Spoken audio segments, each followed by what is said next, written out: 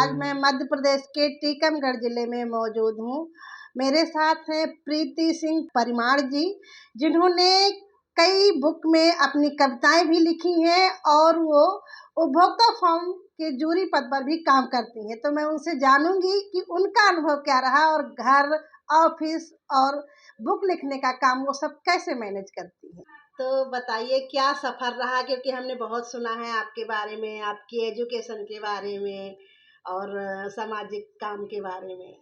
जी। सामाजिक काम मैं जब यहाँ शादी हो के आई थी 26-27 साल पहले, तो मैंने शुरुआत यहाँ पे पहले बच्चों को पढ़ाने से शुरू की थी।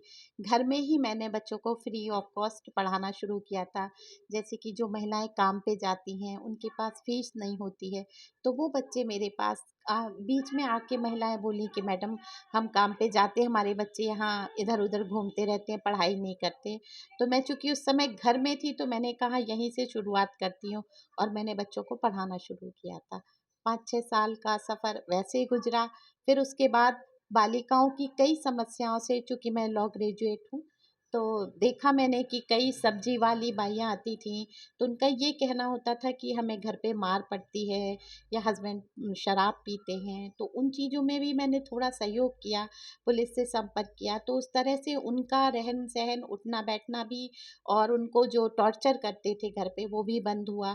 फिर बालिकाओं को धीरे-धीरे मैंने स्कूल कॉलेजेस में जा के उन इन सारी चीज़ों के बारे में बताना शुरू किया, तो बालिकाएँ भी अपने आप को सुरक्षित महसूस करती हैं। मेरा नंबर 24 आवर उनके पास रहता है और वो जब चाहें अपनी किसी भी जो चीज़ें वो किसी और से शेयर नहीं कर पाती हैं, या कोई छेड़छाड़ होती है या कोई दुर्घटना होती है, तो वो मुझे बताती हैं और मैं उसको अपना जिस तरीके से ज़रिया बन सकता है, या तो पुलिस प्रशासन से मदद लेके या और भी एनजीओ से बात करके उनकी समस्याओं का समाधान करवाती हूँ।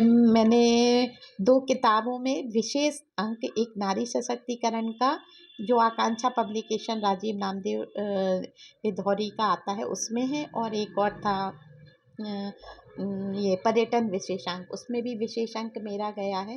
जो टीकमगढ़ ज़िले के जितने भी पर्यटन स्थल है आस-पास के सारे, ये कहें बुंदेलखंड के पर्यटन स्थलों के बारे में मैंने उसमें विस्तृत वर्णन किया है, ताकि लोग मध्य प्रदेश का एक ये जो बुंदेलखंड क्षेत्र है, इसको भी उन्नति हो, लोग यहाँ आएँ, देखें। जैसे कहते नहीं है कि पर्यटन के मामले में अदर क्षेत्र ज़्यादा उन्नति कर रहे हैं, जबकि यदि यहाँ पे पर्यटक आएँगे, तो हमारे यहाँ बगाज माता है, विंध्यवासिनी देवी है, बलदेवगढ़ का बेहतरीन खूबसूरत किला है, जो कि देखते ही बनता है। आप देखेंगे रेलवे स्टेशंस पे भी उसकी फ़ोटो लगी हुई हैं। तो यहाँ आएँ, भीमकुंड है, और आप देखेंगे कि कुंडेश्वर धाम है, ऐसे ही न जाने कितने, बगाज माता है। तो यहाँ आप बहुत सारे पर्यटन स्थल हैं। तो इन पर्यटन स्थलों पे यदि लोगों का आना-जाना शुरू होगा, तो यहाँ पे उद्योग बढ़ेगा, लोगों को रोज़गार मिलेंगे, और चूँकि ये बुंदेलखंड का थोड़ा ऐसा एरिया है जहाँ पानी की भी कमी रहती है, तो लोग पलायन कम करेंगे। देखिए, इसमें सपोर्ट मेरे पति का भी रहा। मेरे पापा लिखते भी थे, तो वो एक आदत मुझे बचपन से मिली। तो जब भी कुछ मन में आता है, और ये मैं कहूँ कि टीकमगढ़ ज़िले के बहुत से कवियों का भी सपोर्ट रहा, जिन्होंने मुझे उभारा है, बाहर निकाला है। लिखना तो मेरा कम काम था, मैं समाज सेवा से शुरू से जुड़ी रही। लेकिन एक ही साल के अंदर मेरी ये किताब भी आ गई है और अभी विमोचन बचा हुआ है। किस-किस तरह की कविताएँ आपने लिखी हैं? मैं कविताएँ के बारे में अगर कहूँ, तो मैंने सभी पे लिखा है। मुझे मोस्टली माँ पे लिखना बहुत पसंद है, और माँ, पिता, बच्चे, और बदलती हुई परिस्थिति और परिवेश में जो हमारे बच्चों को ये संस्कार ख़त्म होते जा रहे हैं, उसके ऊपर ज़्यादा लिखा है। कभी-कभी व्यंग्य भी लिखती हूँ, कहानियाँ भी, लघु कथाएँ भी लिखती हूँ।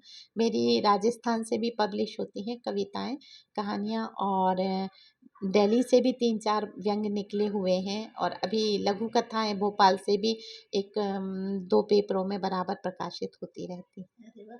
तो आपने इतना अच्छा काम किया, इसके लिए आपको अवार्ड भी मिले होंगे फिर?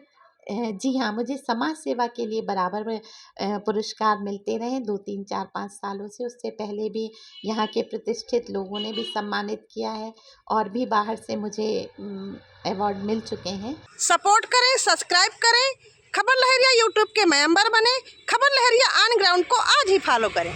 खबर लहरिया, आपकी खबर आपकी भाषा।